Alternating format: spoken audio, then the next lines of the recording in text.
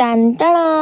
আজকের রেসিপিতে আছে এই যে ছোট ছোট মাছ, যদিও আমি এগুলার নাম একদমই ভুলে গিয়েছি, কিছু করার নাই। যাই হোক, রেসিপিতে ফিরে আসা যাক। এই যে প্রথমে হাঁড়ি বসায় দিলাম, দেন তেল দিব। ওমা ওমা, বেশি তো পড়ে না, আবার বেশি পড়ে যাইলে সমস্যা। তারপরে এক মুঠো পেঁয়াজ কুচি, যে আর একটু থেকে গেছে সেগুলো দিয়ে দিছি। এখানে টমেটোর একটা রস পড়ছে। যাই হোক, এটাকে আমি ব্রাউন শেড নিয়ে আসা পর্যন্ত লাড়বো। তারপরে হচ্ছে আমার মনের মাধুরী দিয়ে আমি এখানে মরিচের গুঁড়ি দিব। দেন তার থেকেও কম আমি এখানে হলুদের গুঁড়ি দিব। দেন হচ্ছে 1 চামচের মতো লবণ দিব, স্বাদ অনুযায়ী পরে যদি লাগে দিয়ে দিব আবার। দেন সামান্য পরিমাণ লাড়াচাড়া করে দেন হচ্ছে আমি সেটাকে সেদ্ধ করব এবং পানি দিয়ে ভালোভাবে সেটাকে কষাইতে দিব।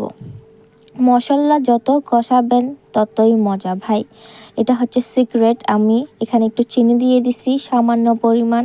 দেন হচ্ছে আমি একে একে মাছগুলোকে দিয়ে ফেলতেছি।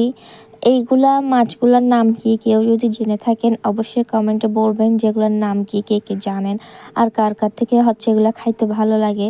এগুলো কিন্তু অনেক পুষ্টিকর চোখের জ্যোতির জন্য, তারপরে আরও কি অনেক, আমি জানি না এতগুলো। যাই হোক, আমার থেকে তেমন একটা ভালো লাগে না।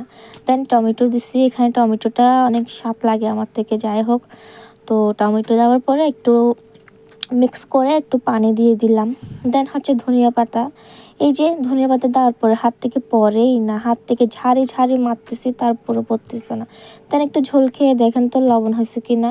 মাশাল্লাহ মাশাল্লাহ, অনেক মজা হয়েছে। তো এই যে এখানে লাস্টে হচ্ছে নাচাইতে হবে, একটু নাচাইলে এটা মজাটা আরও বেড়ে যাবে। টাটা।